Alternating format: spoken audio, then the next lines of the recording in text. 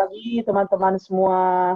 Kembali lagi kita ke acara Exa Inspiration. Pada hari ini kita sudah kedatangan narasumber yang sangat inspiratif, yaitu namanya Mbak Sukma. Halo Mbak Sukma. Halo semuanya. Halo. Perkenalan diri dulu Mbak. Namanya siapa? Asalnya dari mana? Halo semuanya, Assalamualaikum warahmatullahi wabarakatuh. Nama saya Sukma Impian Rivering Tias, tapi teman-teman bisa panggil Sukma. Saya asalnya dari Palu, Sulawesi Tengah, alumni Geografi dan Ilmu Lingkungan tahun 2011, lulus tahun 2016. Gitu? Oh, ya.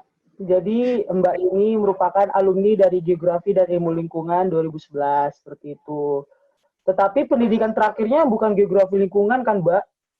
Oh iya, pendidikan terakhir aku master di University of Leeds di jurusan Climate Change and Environmental Policy di UK. Wah, keren banget. Apalagi dengan isu climate change yang sekarang itu memang lagi trending dan memang lagi happening, ini merupakan salah satu jurusan yang banyak peminatnya ya, Mbak? Bisa dibilang begitu. Cuma kalau isu climate change sendiri itu sebenarnya sudah lama dari 1980-an. Cuma emang di Indonesia akhir-akhir ini semakin terlihat ya karena kita sudah lihat banyak sekali impact-nya. Iya, betul sekali. Oke, kita bukan langsung deh, kita kilas balik dulu deh, pengalaman-pengalaman apa aja sih yang Mbak Sukma pernah rasakan dan pernah lakukan. Coba ceritakan dulu Mbak, kira-kira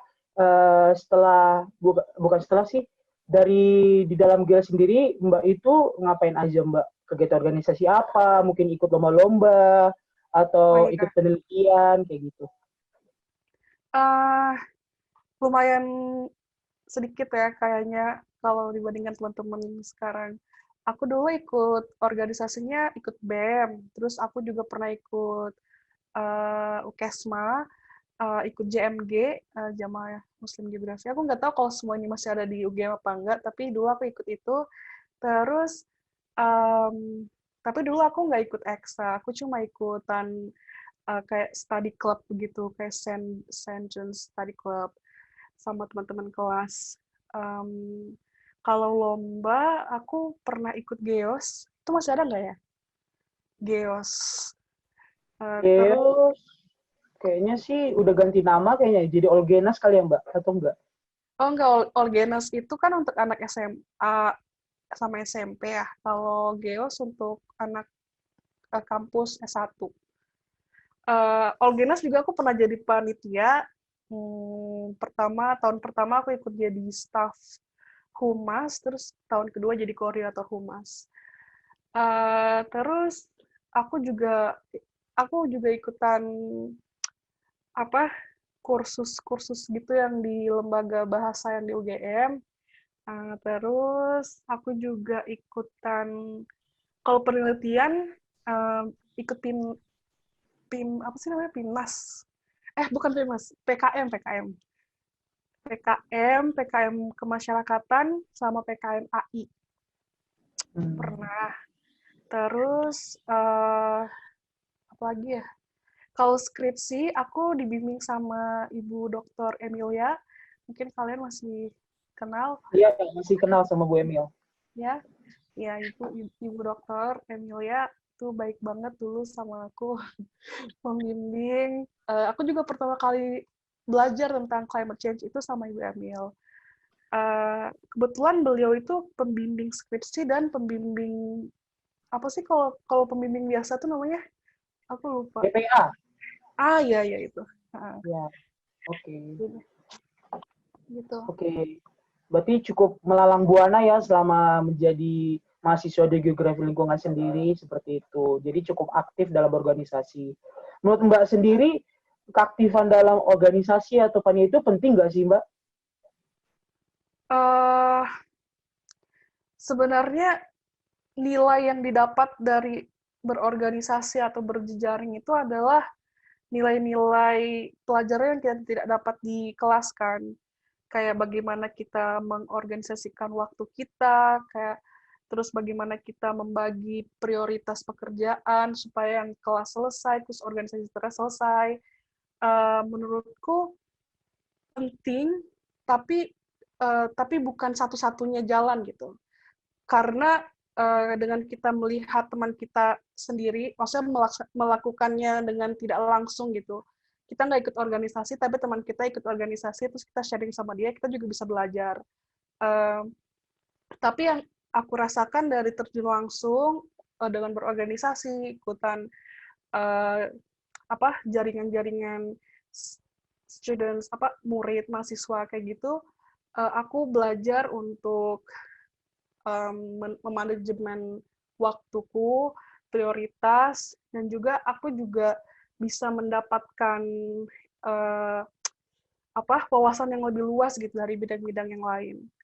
Jadi kalau di kelas aku belajar tentang geografi, tentang tanah, air, udara. Kalau di luar kelas aku bisa belajar tentang hubungan internasional, politik, dan lain-lain. Sebenarnya itu juga ada di kurikulum geografi ya. Cuma aku bisa belajar langsung di teman-teman yang dari jurusan lain gitu. Itu nilai plusnya. Dari yang saya baca-baca, Mbak sendiri itu kan sudah S2, tetapi dari S1 ke S2 sendiri tidak langsung. Kira-kira itu alasannya apa ya, Mbak? Jadi aku lulus 2016 kan, terus aku pulang ke Palu, terus aku bergabung dengan civil society untuk organisasi-organisasi nirlaba yang bertujuan untuk meningkatkan kapasitas anak muda Sulawesi Tengah. Terus waktu lulus aku tuh pengennya langsung S2 gitu. Cuma aku merasa aku harus mempersiapkannya dulu. Aku nggak bisa langsung aja tembak kampus terus pengen apa gitu kan. Dan juga aku harus cari beasiswa kan. Aku ingin untuk menggunakan beasiswa untuk sekolah, bukan dengan dana orang tua aku lagi gitu. Jadi aku rasa persiapannya itu harus sangat matang. Jadi sambil aku mempersiapkan itu, aku bergabung dengan organisasi di kampung halamanku. Ada 2 sampai 3 organisasi dan juga aku melakukan proyek-proyek sampai akhirnya aku setelah itu aku at some point aku gabung dengan ada namanya Youth Leadership Camp for Climate Change yang diusung oleh UNESCO Jakarta dan juga The Climate Reality Project Indonesia. Itu di Lampung, kalau di Lampung bulan Meian gitu setelah aku lulus 2017. Dari situ aku bertemu dengan orang-orang dari seluruh Indonesia dan juga berjejaring dengan orang-orang yang bekerja di UNESCO Jakarta sendiri dan juga di The Climate Reality Project. Kebetulan waktu itu program itu jadi kayak program pengembangan kapasitas pemuda untuk di bidang perubahan iklim, jadi climate action gitu. Dan di akhir acara itu ada post-camp activities selama 4 bulan, 3-4 bulan kayak gitu.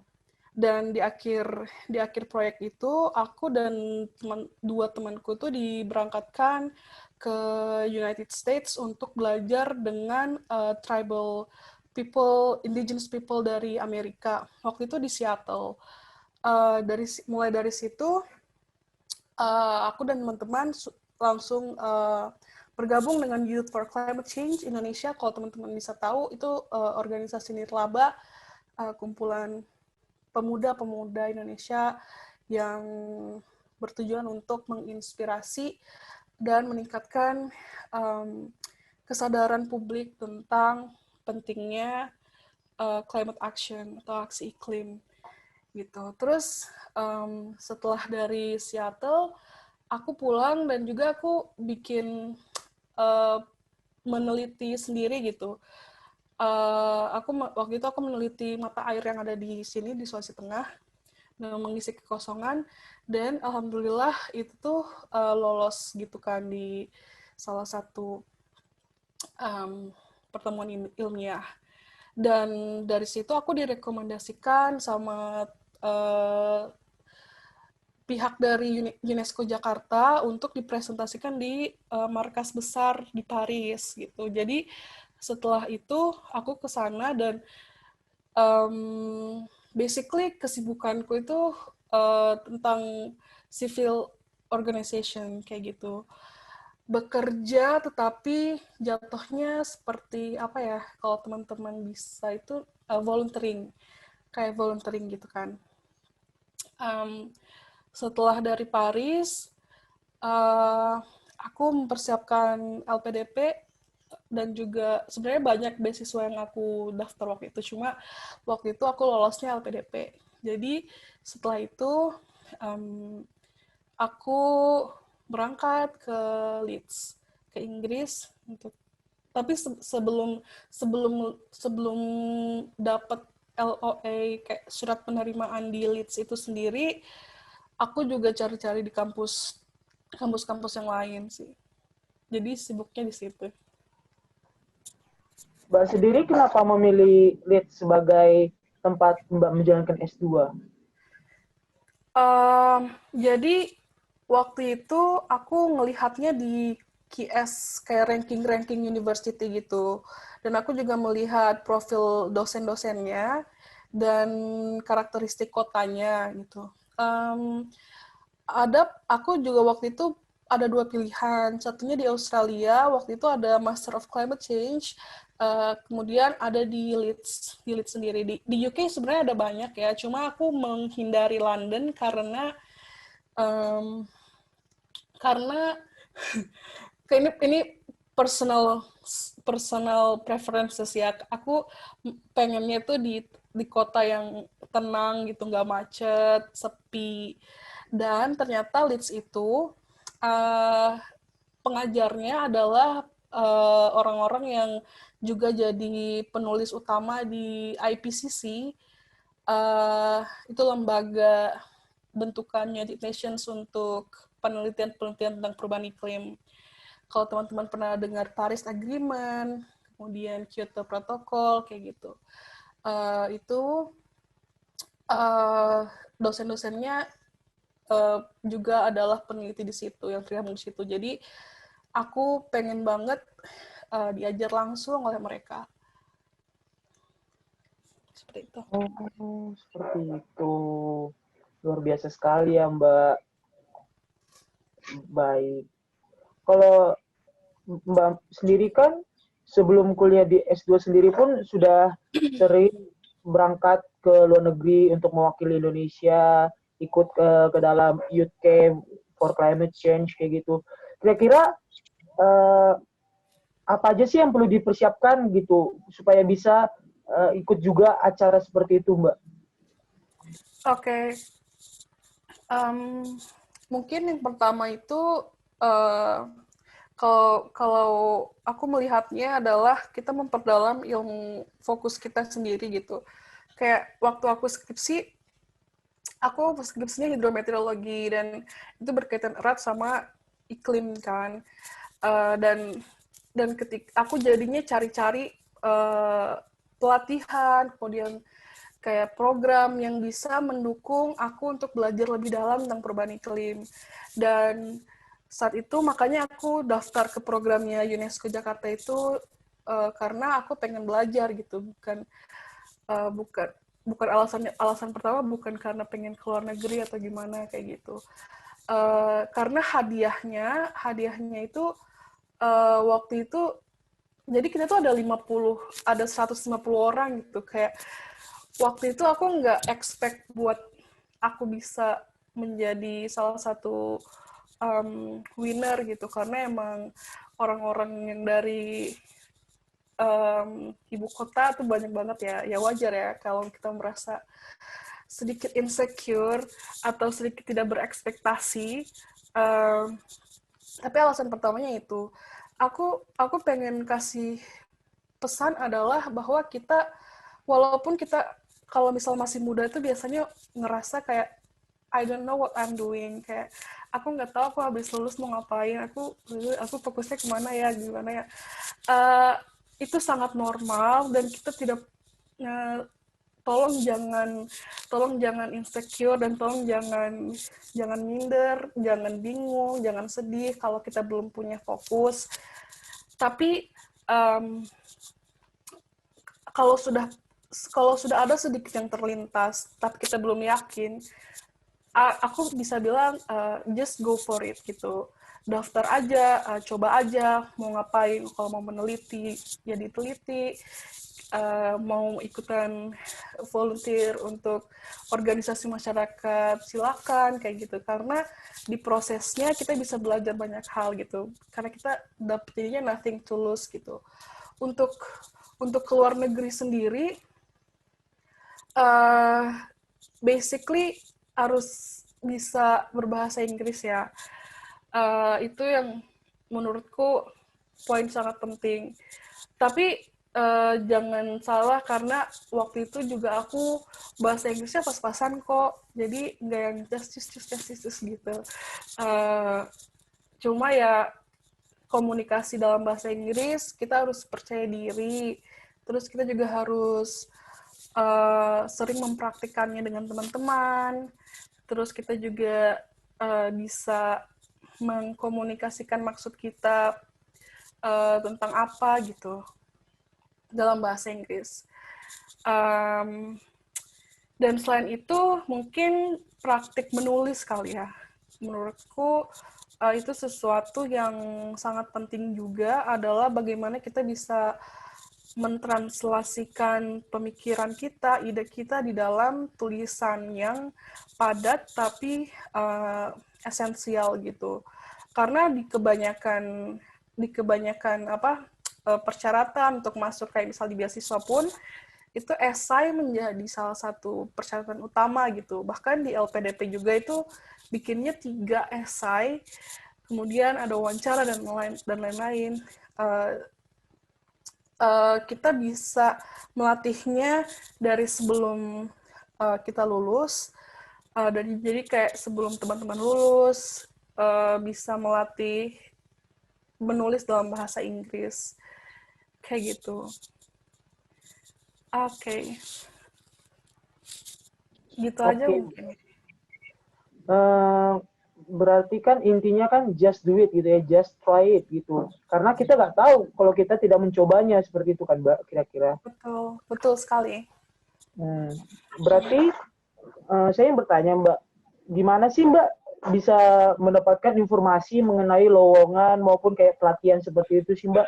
Kayak seperti tadi kan Mbak banyak menemukan seperti pelatihan-pelatihan youth camp kayak gitu-gitu. Itu kira-kira gimana sih caranya Mbak? Harus kepo-kepo kah gitu? Iya, iya. Jadi salah satu keuntungan kita jadi anak muda di zaman sekarang adalah kita dihidangkan berbagai resources yang kita bisa langsung klik di ujung jari gitu. Kita tinggal touch. Dan kita harus punya keinginan untuk mencari tahu gitu. Yang seperti yang sudah aku bilang kemarin, bukan kemarin, tadi barusan, aku aku pengen belajar tentang climate change kan. Dan ketika itu yang aku lakukan adalah aku follow akun-akun yang menyediakan informasi tentang perubahan iklim, terus aku juga follow akun UNESCO Jakarta, The Climate Reality Project, terus akun-akun universitas, akun-akun lembaga penelitian tentang iklim, kayak gitu. Karena di sana mereka menyediakan informasi tentang fakta-fakta penelitian terbaru gitu. Waktu itu aku pengennya carinya, karena biasanya kalau di sosial media itu mereka meringkaskan, jadi aku nggak perlu baca jurnal sepanjang masa itu. Terus aku jadi bisa langsung baca caption atau enggak di postingan mereka. Biasanya ada ringkasan poin-poin penting tentang perubahan iklim sekarang. Nah, at some point waktu itu mereka juga men-share kesempatan-kesempatan gitu. Jadi kayak lowongan kerja atau lowongan program kepemudaan, program pelatihan, mereka juga share di situ. Jadi aku pertama kali dapat iklan dari youth camp itu di Instagram. Kayak gitu. Jadi emang kita harus proaktif, kita mencari informasinya sendiri.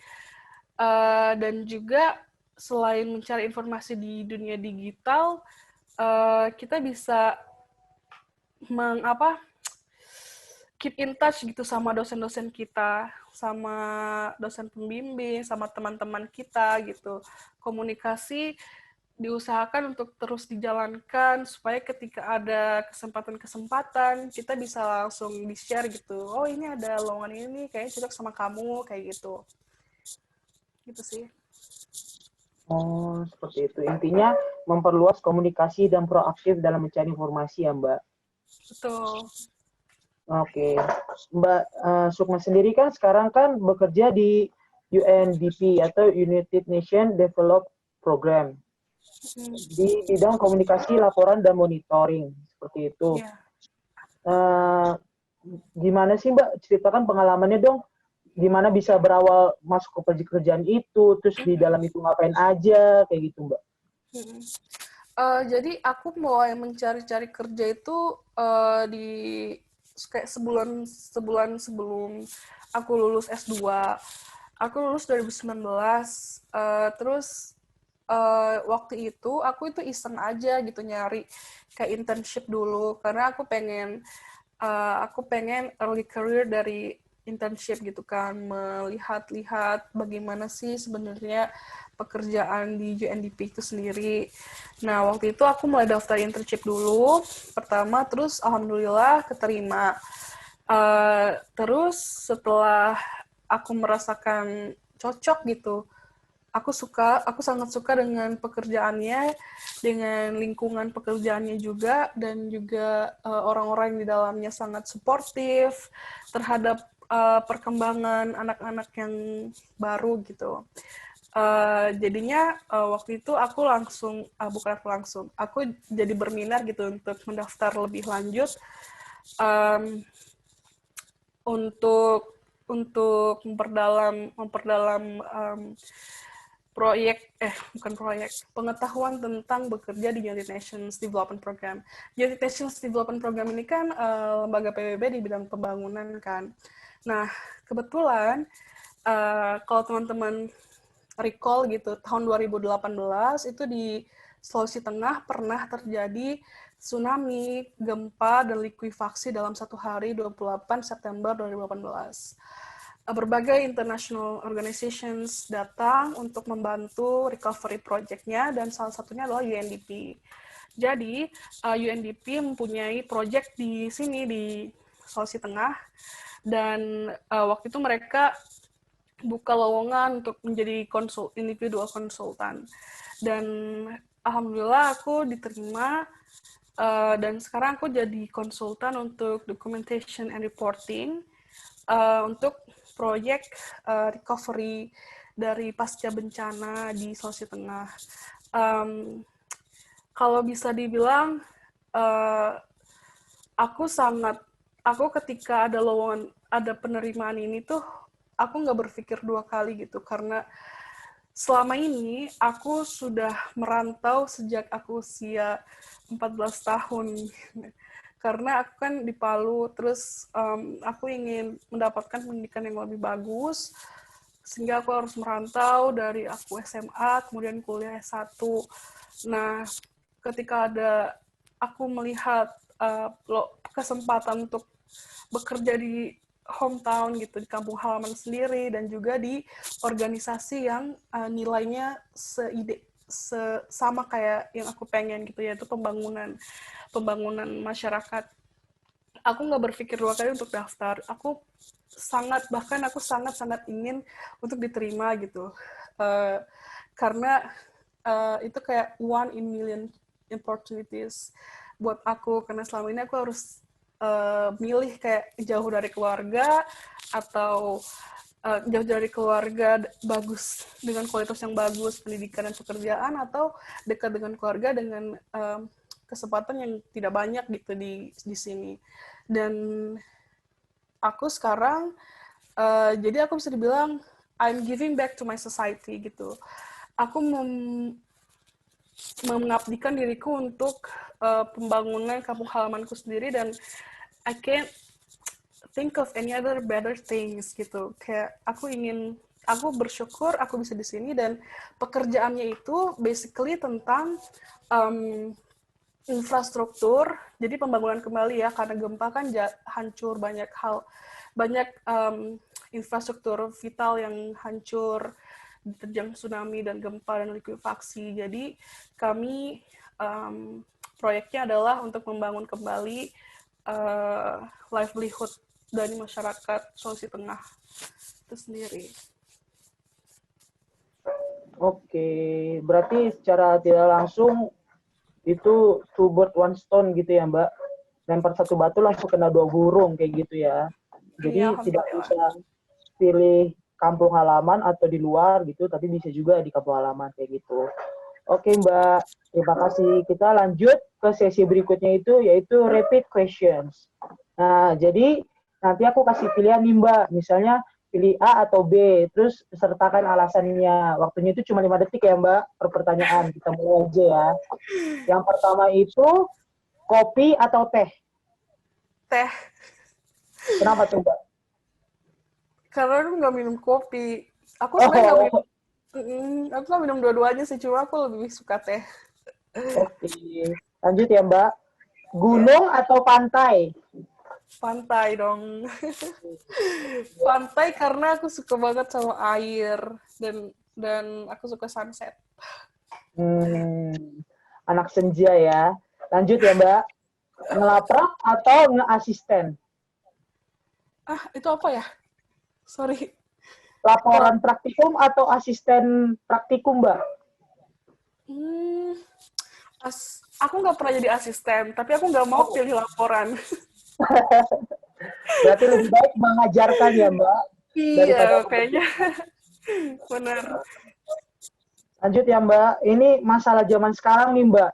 Tidur atau begadang? Begadang. Iya, Insomnia. begadang. Kayaknya lebih produktif di malam hari ya. Nah, siap Mbak. Lanjut ya Mbak. Instagram atau Twitter? Twitter. Kenapa Di tuh Mbak? Twitter, di Twitter lebih banyak hal yang bisa aku baca dengan cepat gitu. Kalau di Instagram, aku harus lihat gambarnya, terus lihat captionnya, dan itu sangat memakan banyak waktu. Siap.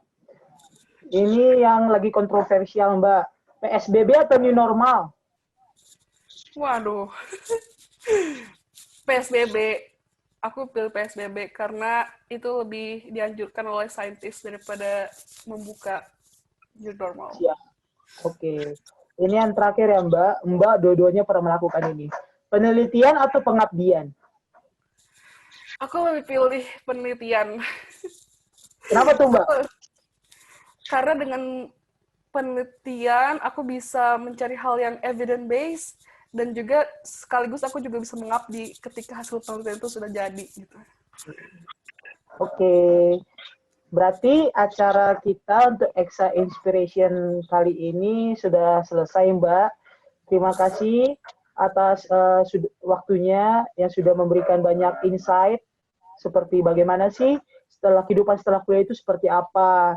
Jadi yang bisa saya dapatkan kalau untuk Exa Inspiration hari ini adalah kita itu harus fokus dengan bidang yang kita sukai. Habis itu kita harus juga pintar mencari informasi, memperluas komunikasi seperti itu. Dan jangan lupa untuk berani mencoba gitu. Mungkin Mbak sendiri ada kata-kata tambahan yang ingin diberikan untuk yang mendengarkan atau menonton dari Exa Inspiration ini? Silakan Mbak. Oke, aku berterima kasih atas kesempatan ini ke teman-teman EXA atas acara ini. Aku pikir acara ini sangat bagus ya. Aku juga udah nonton di YouTube pembicara-pembicara sebelumnya, itu sangat inspiratif. Kalau aku juga ingin membuka kesempatan ke teman-teman kalau misalnya ada yang pengen belajar tentang perubahan iklim atau tentang berjejaring di bidang itu, untuk menghubungiku. Aku membuka kesempatan ini seluas-luasnya, kayak bisa lewat WhatsApp, Twitter, atau Instagram. Jangan malu, jangan menahan diri. Kalau ada rasa ingin tahu, silakan langsung ditanyakan. Semangat buat teman-teman. Aku rasa banyak mahasiswa sekarang yang sangat struggling di masa bukan lockdown, COVID-19 ini kan. Aku ingin agar teman-teman tetap percaya diri bahwa ini badai akan berlalu. Semoga teman-teman sehat dan juga nggak cuma fisiknya tapi juga mentalnya. Terima kasih banyak. Terima kasih, Mbak. Yeay, selesai acaranya, Mbak. Yeay. Makasih ya.